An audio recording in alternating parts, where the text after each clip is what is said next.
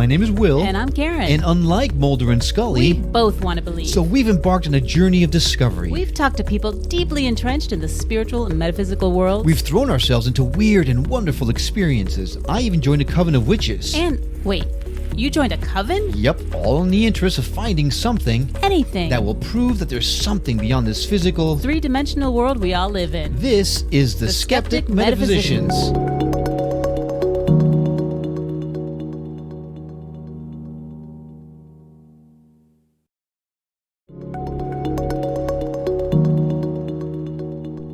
Hey there, I'm Will. And I'm Karen. And thank you for joining us again on this episode of Skeptic Metaphysicians. Today, we are lucky to call Ryan Angelo our guest.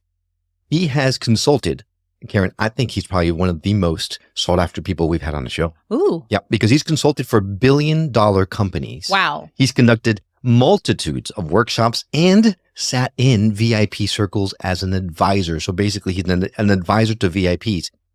That's big cred. Why is he talking to us? Because we are VIPs, Karen. That's why.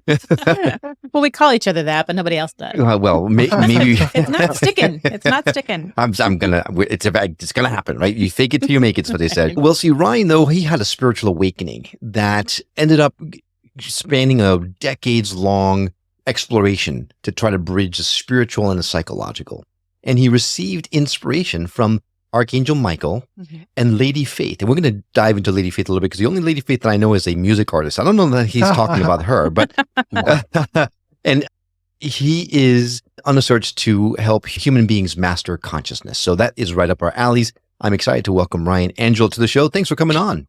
Thanks for having me, guys. Appreciate it. Yeah. Good to finally connect. Yes, very good. Yeah.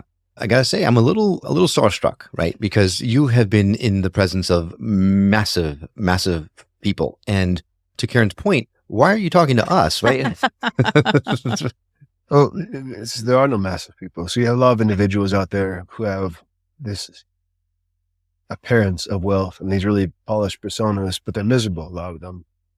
Years ago, I had a client who looked like he was the greatest guy ever, had a fleet of cars, all these women, and not that's things we should go for, but he was going for it because that's what a lot of people think is what they're supposed to have.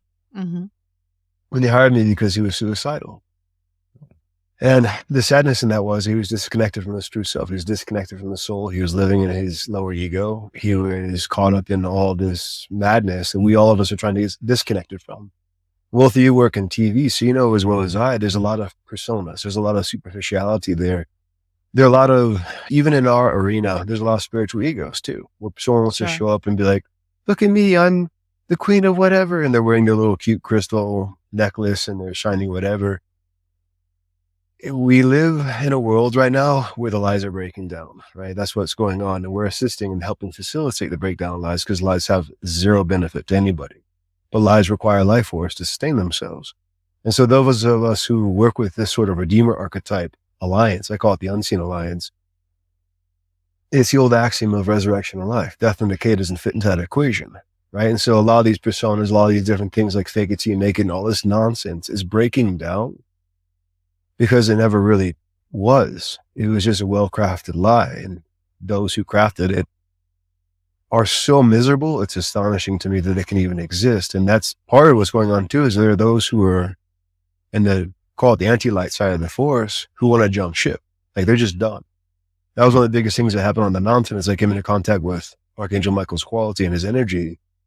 I was a fan of David R. Hawkins and also all this together as I go. And he talked about power versus force. And he talked about at a certain level is pride consciousness. And then just above that's courage. And that's like the ultimate, that's what the battleground spiritually is. Because pride consciousness belongs to the Luciferian consciousness, belongs to narcissism, or Tico, Heyoka. We have all these ways of describing it, but just an inch above it's courage.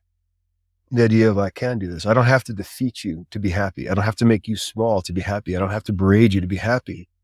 But it lies to us and tries to tell us that we need it as a teacher. We don't need anything from that. We're its teacher. It doesn't show us where we're anything of benefit. You don't need somebody to hurt you or rape you or punish you and to know you don't want that. It's so diluted that it projects its stuff on other people. And this is one of the essences of the persona, right? If we have too strong a persona, we divorce ourselves from the shadow. This is even the axiom of the Lucifer and Satan component. Like the extreme pride created this very destructive force, and it's in shadow masculine and shadow feminine. And so on the mountain, I came into contact with Archangel Michael, and David R. Hawkins, like I said, in Power versus Force, had peace resonating about, I think, 900 or so. In his other book, he talked about how archangels resonate at 50,000. So the highest possible emotional frequency we can handle is around 900. I came into contact with, I mean, obviously he probably dialed down his energy, otherwise he would have fried me. On this mountain with a friend of mine, good ally, good brother, really grounded kind of guy, who was blown away by the experience. But the premise was, I was being reminded of the agreement I had. I wasn't being asked to make an agreement any more than you guys are. And one of the biggest things I always remind people is, it's not that you have a purpose you're supposed to go off and find. You don't have it's not an object. You are the purpose, is the embodiment of this innate within you. And the more you do it, the more everything flows. You have innate skills. You just have to remember how to embrace them. And so this whole thing led to everything in my life falling apart. All my millionaire friends were concerned because now I was aware that there was anti-light component that we need to transcend, but they all are in the persona mindset, right? How many sales you get on stage today? How many of this? How many of that? Versus how many people have you helped? What kind of value have you added to the world? Look at my new wristwatch. Like, I don't care how many $50,000 wristwatches you have, dude. Like, how have you added value? And it took me down this whole process where all that I thought was important got stripped away. Like my sports got torn in half, my condo lost. I had to live in some complex situations to, one, show me how anti-light's a good liar because it's so good at the persona, but it has no power, none. Great at lying, not useful at anything else. And how light is infinitely more powerful. That when I say light, I'm talking about love, light, and life, right? Not just love and light, but love, light, and life, like the divine order component, like the divine timing essence of everything.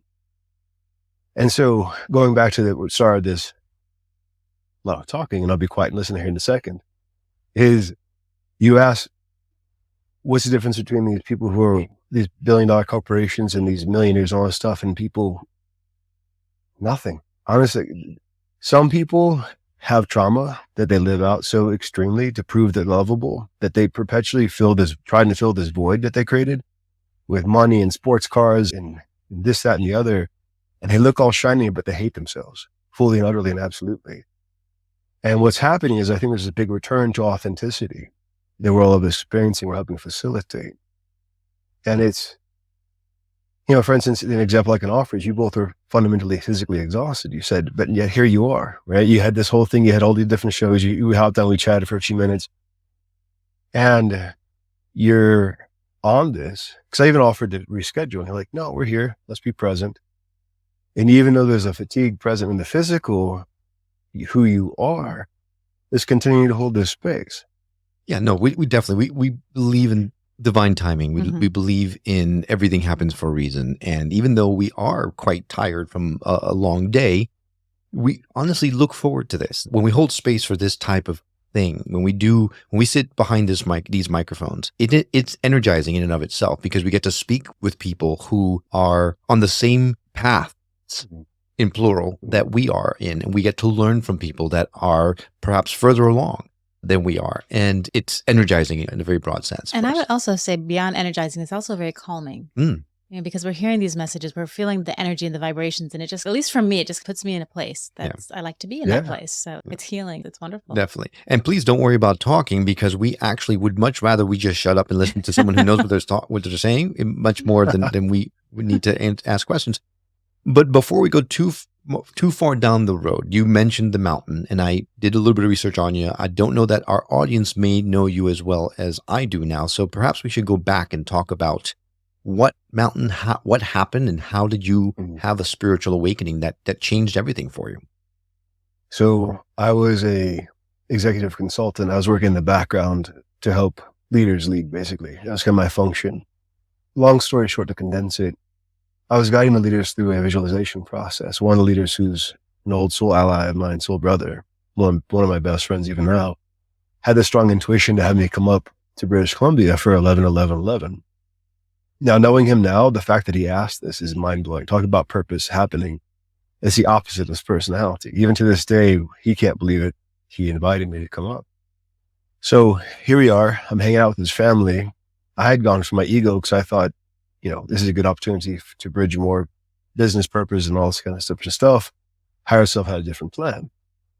So we go through this process and this journey where we find ourselves up on a mountaintop, and it's something biblical or extreme, like winds shifting, responding, something extreme shamanic experience.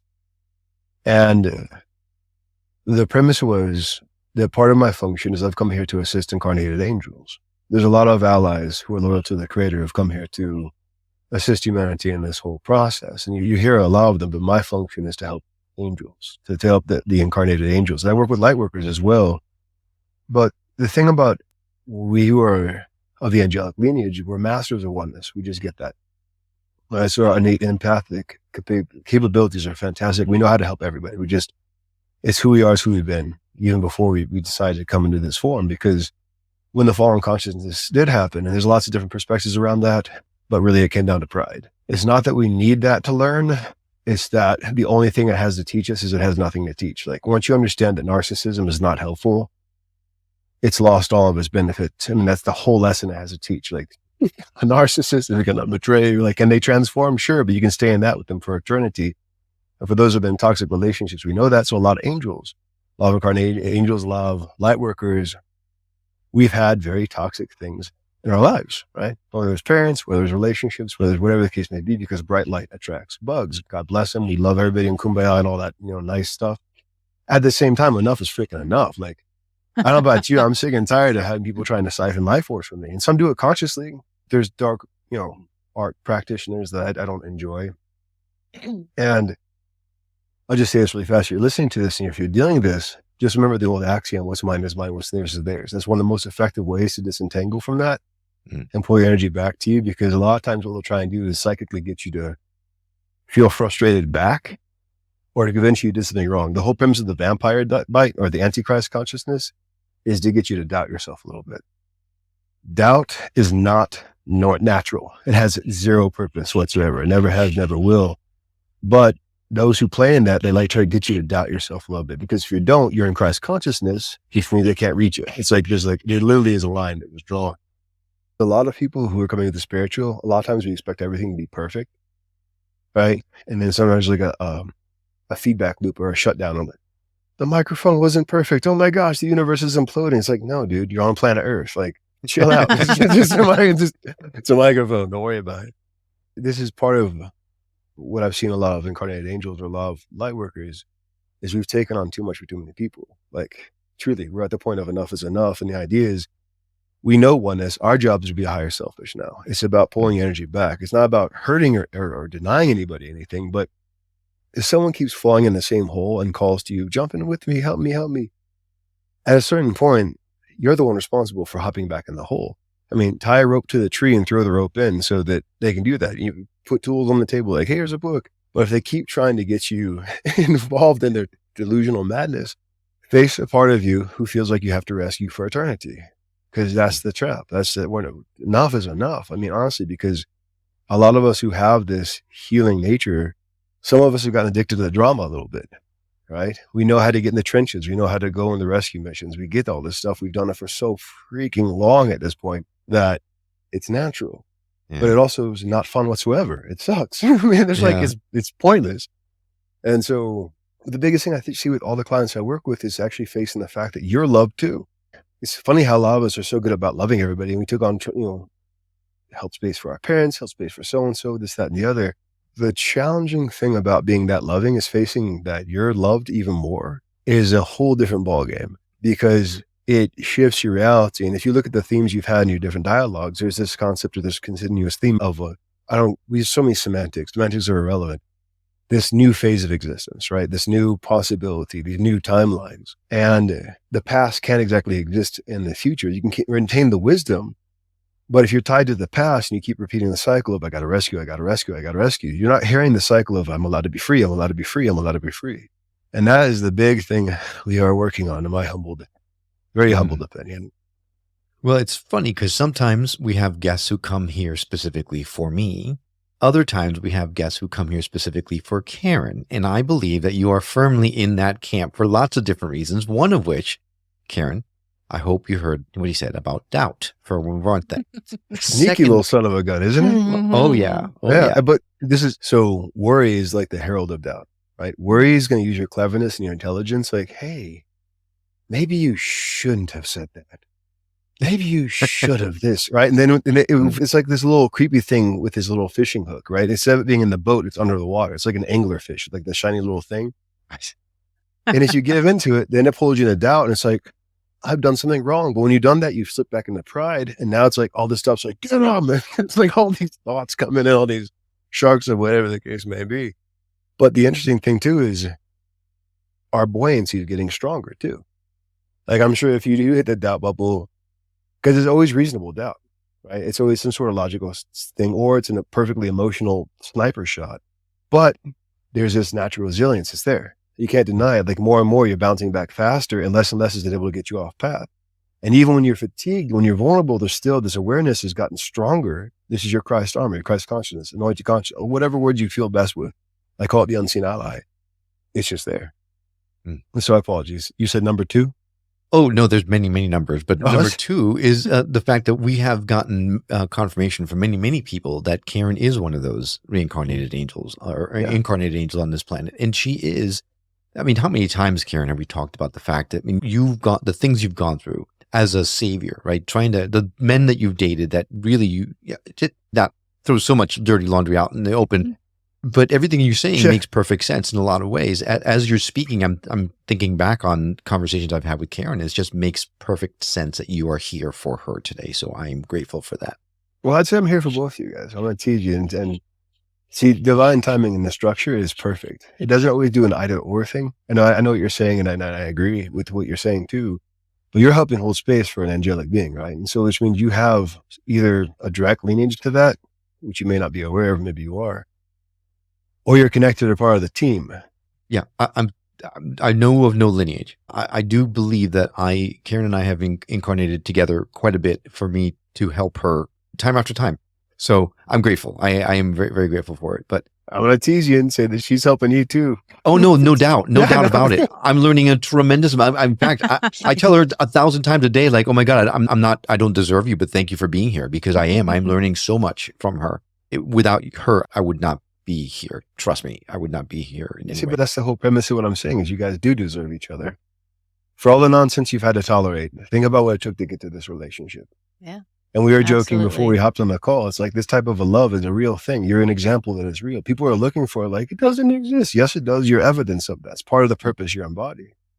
Well, within that, I'm sure you've noticed that this type of love, like we were saying at the beginning of the call or before we started recording, shadows got nowhere to hide. Like it's like extremely purifying and wonderful and amazing, but oh my goodness. Yeah. And it's a whole different type of frequency. You're learning how to dance in that frequency. Yeah, no doubt about it, Ryan. I think you're going to be one of our favorite guests. We're going to have you back like 1,800 times, because like literally we're halfway through the show. We haven't even touched on anything I have on my, not a single question that I wanted to ask you. But we got to take a break real quick. But when we do, I know that you talk about the 7 soul paths, and I want to dive a little bit into that to find out exactly what those paths are and why they're so important to figure out in order for us to come to grips with what we're supposed to be doing here. We'll get into that and a lot more when we come back right after these messages.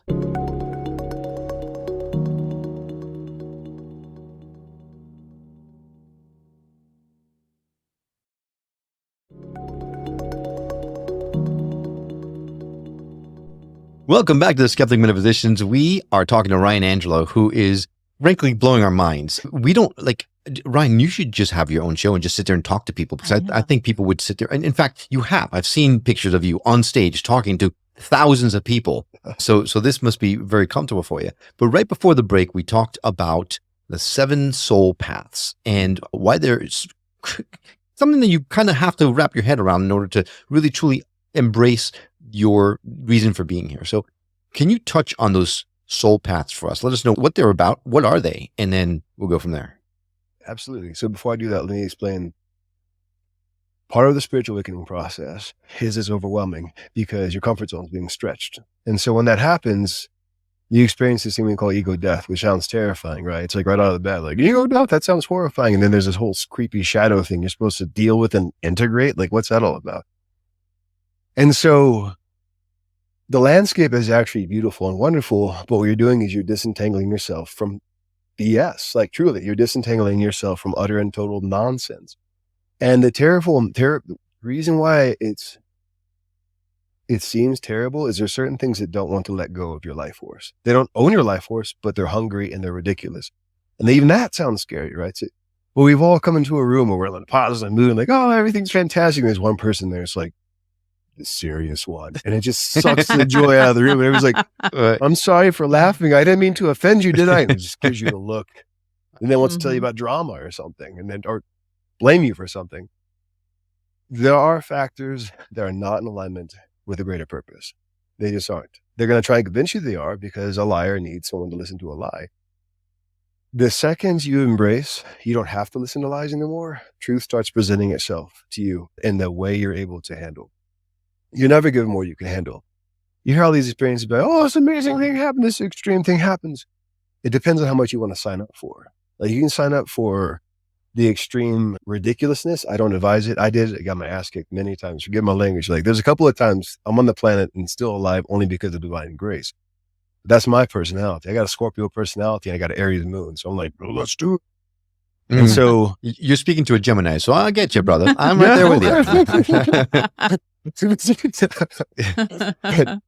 But yeah, you get a double. Oh my goodness. Yes, yes, I do. No, I get the double. All right, sorry. No, sorry. So even this though, part of the spiritual journey, there is some people try and show it to you in a way you have to become perfect and like, I have my spiritual necklace of magical spiritualness and so on and so forth. Or you have somebody over there who's such a crazy person, God bless their heart, but they're like, I talk to 83rd dimensional beings from Quanda. It's like, dude, you heard our show. Yeah, well, so here's the thing though, be mindful of that too, because the astral plane is a really weird place, right? The 5th dimensional wall is woven perfectly. A lot of humans are not contacting higher than 5D beings. I mean, the 4th dimension it's almost like, you ever gone to a theme park? And you know how they have these long lines and you can't see around the corner? Yeah. Right? So imagine if you have a whole bunch of those blocks, but it starts back at the loop. You could seem like you're walking millions of miles and you don't get anywhere. And so in the astral plane, there's a lot of trapped essences that promise a whole bunch, but don't deliver anything. So they got nothing to deliver. And so many things I've just said, I was going to go simple and I went a lot. I just want to lay out the landscape because if you're listening to this show, you're probably not a complete newbie. I imagine. Not that we aren't all of us learning all the time, every day. The soul paths act as a compass to navigate all that stuff. There's lessons you don't have to learn. There's things you can avoid. You don't have to fall into a pit. Integrating and dealing with your shadow doesn't have to be traumatic. Sometimes it's intense. Sometimes you got a lot of trapped transformational energy that you think is anger, and it's not that. You're just pissed off. You had to deal with that conditional love crap from your ex or your parents or whatever. And when you stop letting it eat you up from the inside and you release what you thought was anger, it's not that. It's just transformational energy that got trapped and was implosive, then explosive, created more problems. And you were trying to compartmentalize it because you're trying to make everybody else happy. When you realize there's a simpler way, that way starts to open up to you. That's the whole premise of 7 soul paths. And so the idea of the 7 soul paths is you are an embodiment of one of these essences. It's almost like the ultimate personality system, right? When you embrace this piece of you, everything in life flows because it's who you are. It's not who you have to be, right? That's the trap. In a lot of spiritual things, I've got to figure out who I am. You already know who you are. You have to forget all the crap you were told you are and you're not. You got to remember your true self. It's always there. You've come into contact with it all the time. This is how you're watching this type of a show. It's there. You have to face it and own it. So the elder path's all about that. The elder path, the blue ray, is basically owning in your true self, sacrificing the false. When I say sacrificing, it sounds scary. You're like, oh my God. Well, wouldn't you be willing to, you sacrifice the garbage every time you take it out. Like that's the whole premise of it, is to take out the trash, let it go. But it's scary taking the garbage out. Not really. I mean, the idea is that your true self is bigger than the personality you think you are. You're not even you're the awareness of all your thoughts and your feelings. But let's be honest, if you fall down below that line, one thought can have us for days or months. Depending, if you're really smart, you probably have had a thought hang with you for a long time because you're smart to use against you. If you're a deep feeler, haven't you been hanging out and a feeling shows up like, hey, something's wrong. Unknown variable detected, and then you're like trying to figure out where's the feelings come. Oh my God. What do I got to clear? What's this going on? Who's this coming from? And sometimes it's not even relevant. Sometimes just let it go. And so the Blu-ray is about one, infinite protection. Absolutely. We're talking Archangel Michael level protection. For those who don't know Michael's an archetype who is akin to potentially the eldest son of the creator, if you want to call it that. You're using simple metaphors here and simple vernacular, but it's a non-denominational essence, right? And so Michael and Faith oversee this. And so Faith, we mentioned her a moment ago. Faith is an archetype. She's within the archangelic realm, there's the masculine and feminine qualities. And of course, they're omnipresent and they're interwoven. To simplify this, think of Michael as the champion who is constantly doing stuff, and Faith holds space for the champ, right? When I say hold space for it, he couldn't do anything without her, and she'd be bored without him. And it's the idea of divine feminine, divine masculine working together. With the Blu-ray, while it's very masculine and it's very divine father-esque, is about realizing divine order is real. And you've been convinced it isn't, but you haven't been convinced of anything. I take that back and obliterate that statement. There are people who want to convince you of certain things. Certain lies are real. Certain weirdness is normal.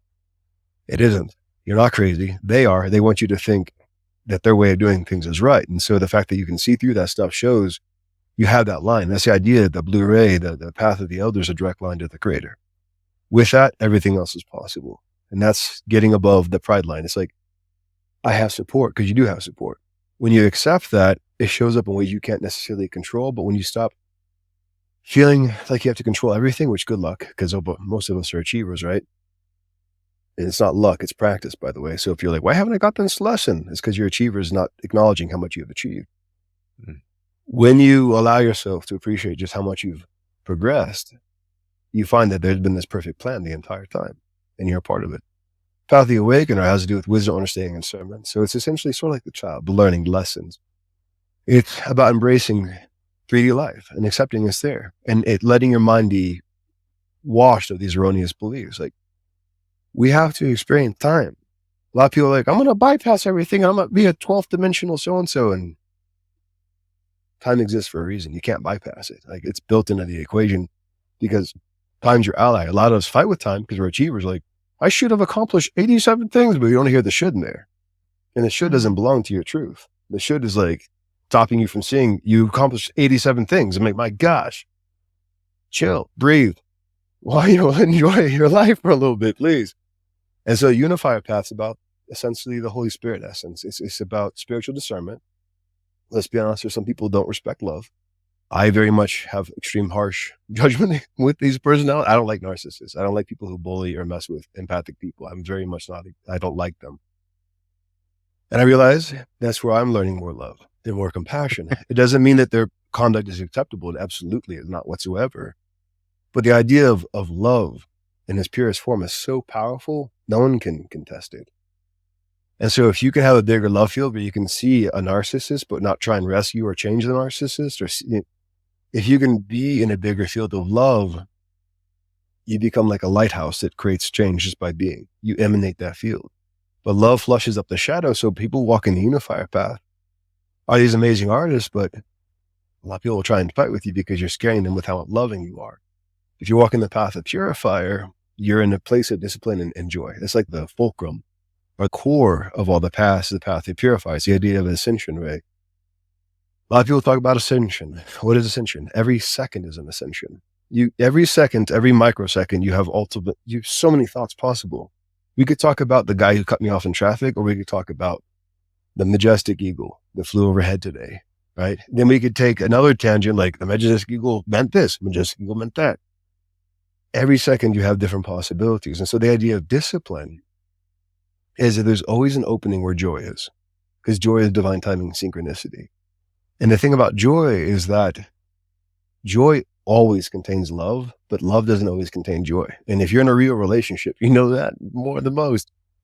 That said, there's moments of joy where it's like, oh, wow. And then something magical happens because divine timing and synchronicity are always found in the frequency of joy. And a lot of times what happens too, with the discipline, what you're disciplining is allowing yourself to come back into humbleness, not less than somebody else, but the idea of relinquishing pride. Like I have to fight with someone, or they're fighting with me. I've got to explain them or fight them or solve them or help them or rescue all that, those traps. Like I can let that go. Once you get to the point of I can let that go and actually mean it.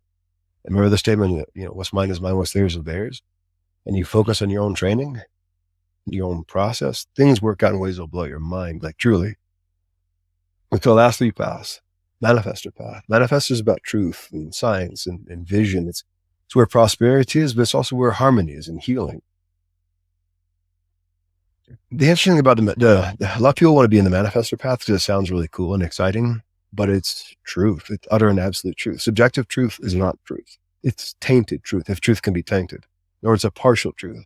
Getting a partial truth into a bigger truth is what lets everything unfold in beautiful, wonderful ways, because instead of looking through the keyhole, you expand and you get back to the vision of there is a bigger purpose. There's a lot of things working for you. And a lot of the beliefs that you thought you were supposed to believe to make mom and dad or your ex or whoever it is happy were nonsense, serve zero purpose, and you can pluck them out and throw them away. And boom, the garden starts to grow. The garden is your abundance, whatever it is. Prosperity, financial, health, whatever it may be. Guardian path. Now, guardian path I really, really like. I like all the paths. But the guardian path is sort of the Christ Phoenix path. It's the Redeemer archetype. It's about brotherhood and sisterhood and peace and being of service, but it's also about zero BS. It's like, I'm an individual. You are not stealing my life force, period.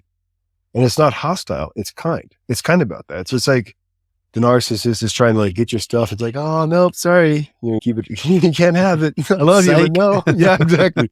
No, that's, I'm being totally goofy right now because a true guardian path would mock anybody. And that kind of sounded like that.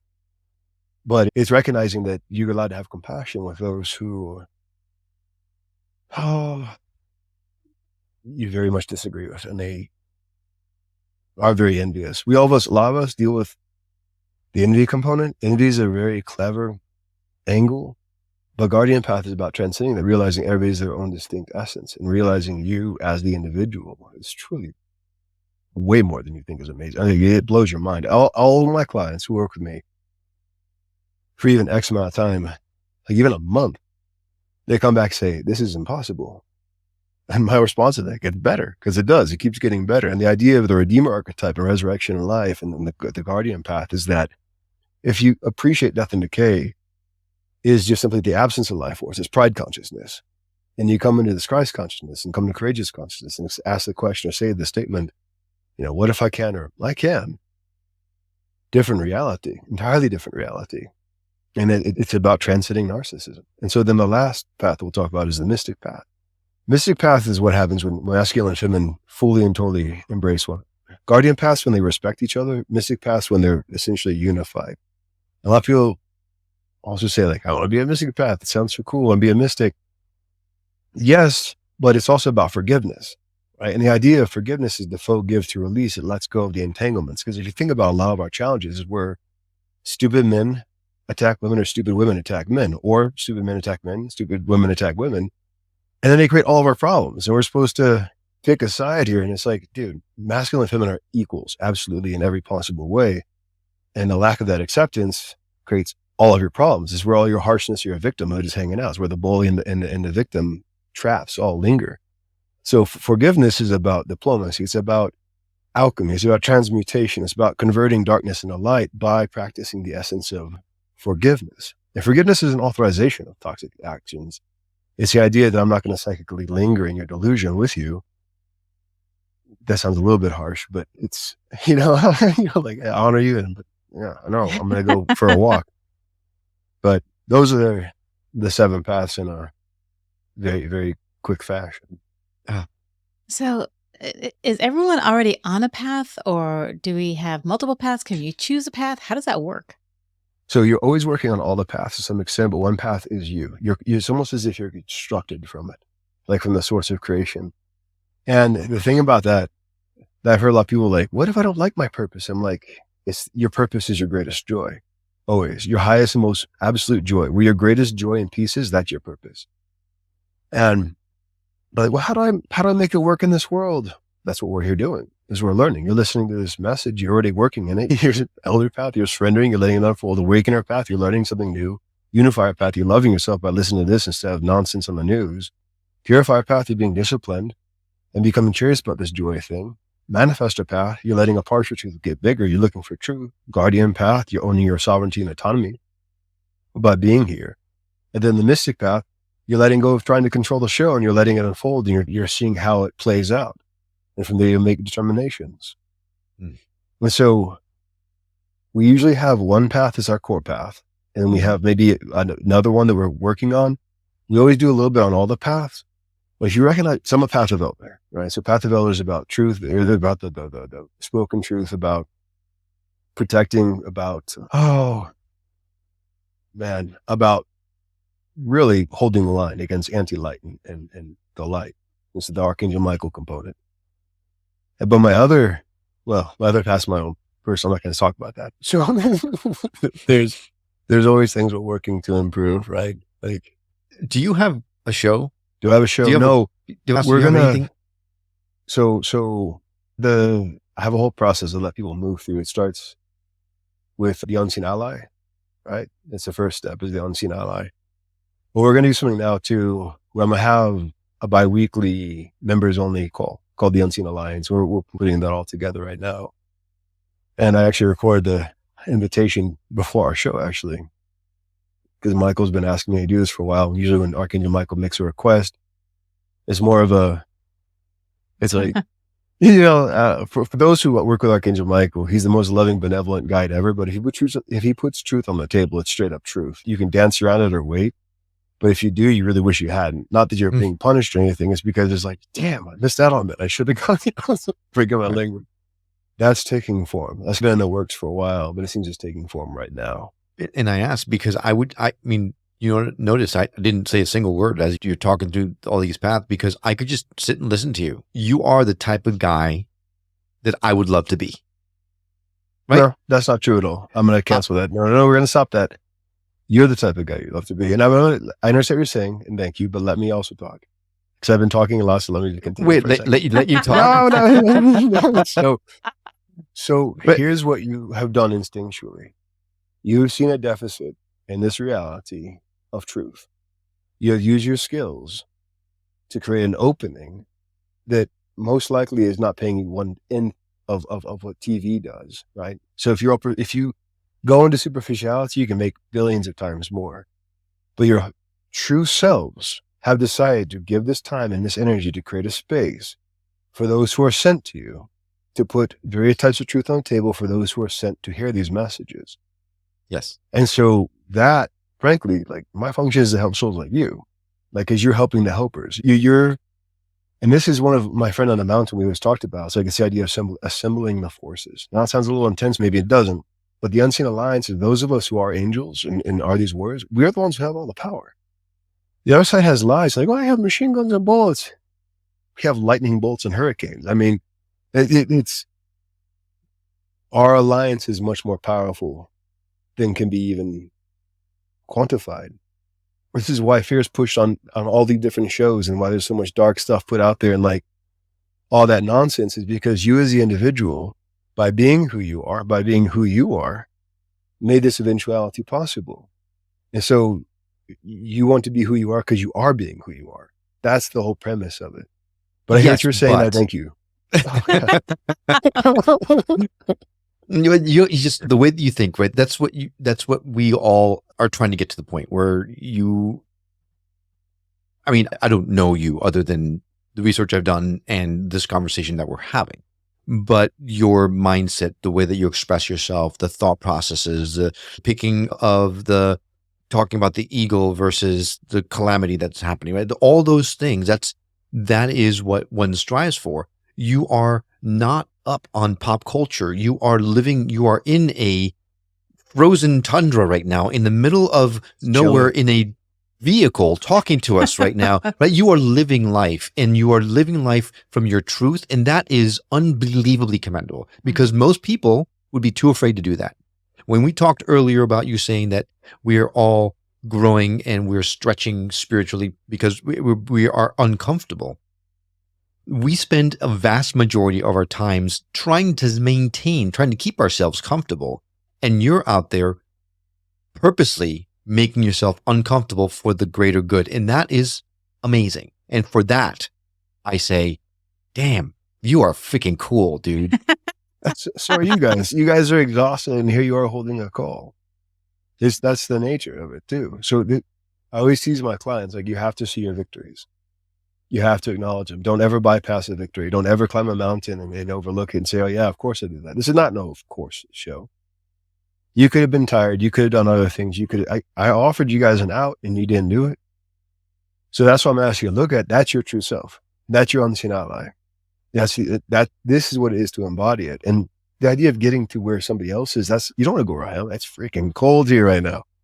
But it's pretty though. But at the same time, everyone has their own journeys. And when we try to measure ourselves against so-and-so who's channeling such and such and whatever the case may be, listen for truth. Truth is its own frequency and nobody owns the truth. The truth belongs to the creator only. We're here to neutralize the partial truth traps or actual lies. And this is why I said at the beginning of the call, like, look at the themes of dialogue that have been happening here. There's certain patterns of consistency you've seen, right? Conveyed in different ways. Each of the souls is on a different path, a soul path, or somewhere on a similar soul path. But there's this one thread of truth that's continuously being sown because it's the way home. We're reminding each other that we know our way home. And you're holding space for that. So much respect to you as well. All right. Well, I will accept it just because I don't want to argue anymore. It wasn't an argument. We're agreeing. We're reminding each other. Yeah. I'm just teasing. Yeah. Ryan, literally your wisdom has been palpable. Like, it's been an amazing to hold space to use your terminology with you here on this truth. I would love to formally invite you to come back on the show because I think there's a lot that is in you that I think would benefit from hearing. So if you'd be open for it, we'll get in touch because I think it's great. But if somebody wanted to get in touch, either to work with you or just to learn more about you, what's the best way for someone to do that?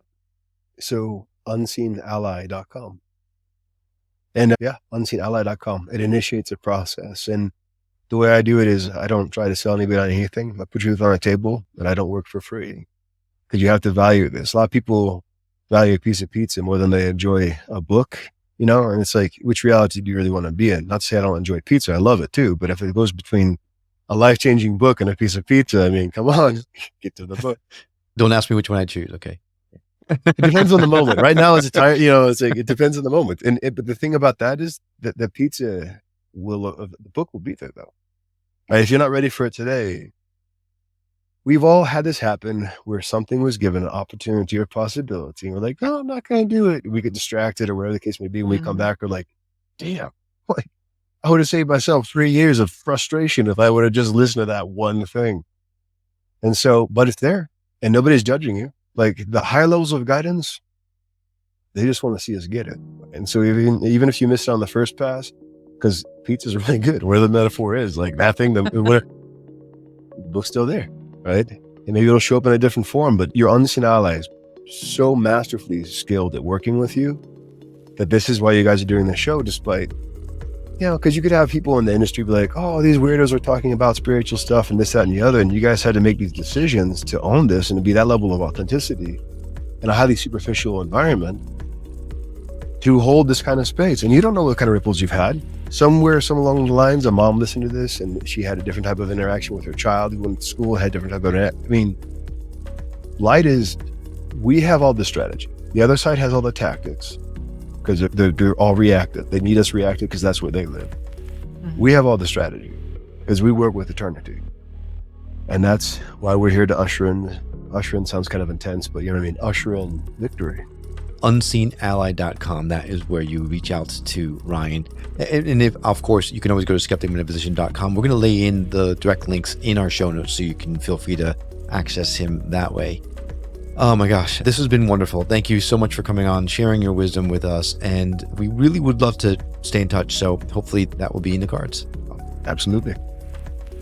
And a huge thank you to you. We know that there are tons of options out there, and having you decide to come along on our journey of discovery with us is an absolute honor for us.